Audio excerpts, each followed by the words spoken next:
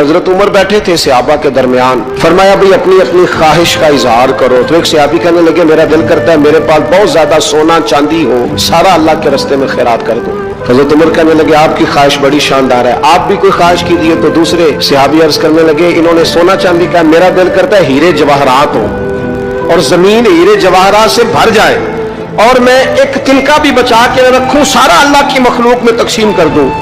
सब अपनी अपनी ख्वाहिशात बताते रहे।